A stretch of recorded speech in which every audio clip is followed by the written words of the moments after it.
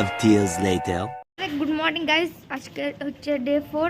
এখন আমরা কোথায় যাবো? এখন আমরা অটো বুক করি, তারপরে বলবো এখন আমরা কোথায় যাচ্ছি।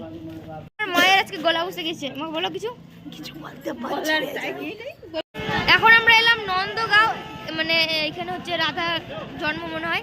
তো এইখান থেকে মানে এলাম, 1.5 ঘন্টা লাগলো আমাদের আসতে। আর ঠান্ডাতে একদম কেঁপে গেছে। ভাগ্যিস আমি আজকে সোয়েটার পরে এসেছি, ফুটানি মেরে জামা পরে আসিনি, কি হতো কে জানে। তো চলো যাই। নন্দগাঁওটা খুবই সুন্দর, পুরো গ্রাম এলাকা, খুবই সুন্দর। এবার দেখি ভেতরে মন্দিরে কি কি আছে।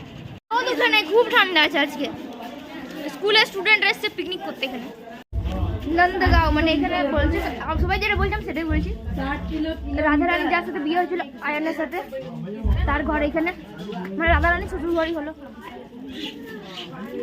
এখানে পুরোটাই পাহাড়ের উপরে, সেই জন্য পুরো সিঁড়ি দিয়ে দিয়ে অনেকটা উপরে চাপতে হচ্ছে আমাদেরকে। জুতো খুলে নিল। হ্যাঁ, রাধে রাধে। পুরো কি আছে ওইখানে থেকে পুরো नंदगांवটা দেখা যাচ্ছে, মানে গ্রামটা। यहाँ खड़ी हो, क्या दिखेगा यहाँ से? यहाँ से मैं जो दर्शन है नहीं वो दिखाऊंगा।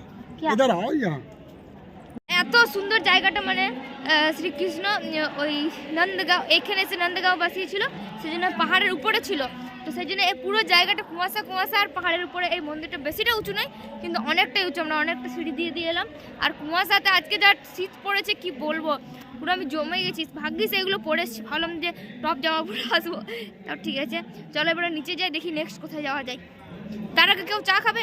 আমি কিন্তু চা খাই না, যতই ঠান্ডা হয়ে যাক আমি চা। এখন আমরা এলাম বারসানা। এখানে 250টা সিঁড়ি আছে, মানে চেপে একদম উপরে যেতে হবে, পরিক্রমা করবে। না না, টাইম নেই, অনেক সিঁড়ি আছে উপরে। আর যা ঠান্ডা পড়েছে আজকে, উপরে যাবো তো আমরা হেঁটে হেঁটে। গাড়িতে যদি কেউ বাইকে যায় তাহলে তাদেরকে 100 টাকা করে নিচ্ছে, আমরা সিঁড়িতে করেই যাবো।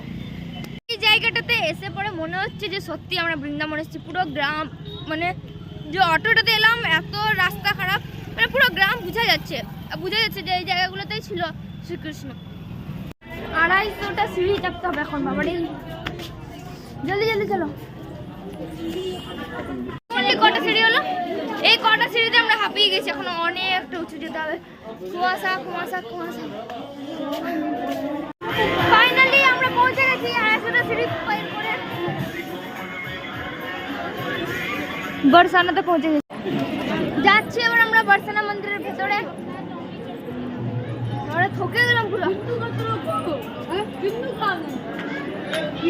ভিড় বাপরে।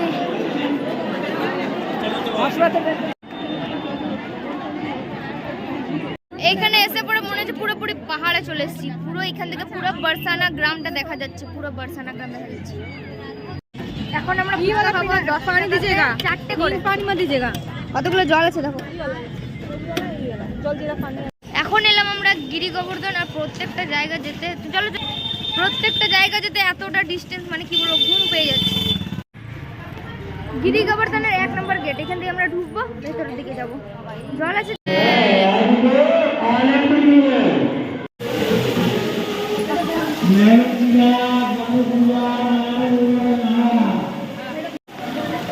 এইটা হচ্ছে মানস গঙ্গা। আর এখানে নৌকাতে 30 টাকা করে নিচ্ছে। এদিকে দেখাচ্ছি, ওয়েট করেছে ভিউজ অফ গঙ্গা। খুব সুন্দর, সব জায়গাটা এত সুন্দর। নৌকাতে 30 টাকা যেতাম, কিন্তু টোটোওয়ালা আমাদেরকে তাড়া দিচ্ছে, সেজন্য যেতে হবে। এইবারে রাধা কুণ্ড, খুব ঘুম পাচ্ছে। এটা হচ্ছে রাধা কুণ্ড। এখানে কি হয়েছিল গো? রাধা কুণ্ড কি হয়েছিল এখানে? রাধা এখানে চান করতো। রাধে রাধে রাধে রাধে।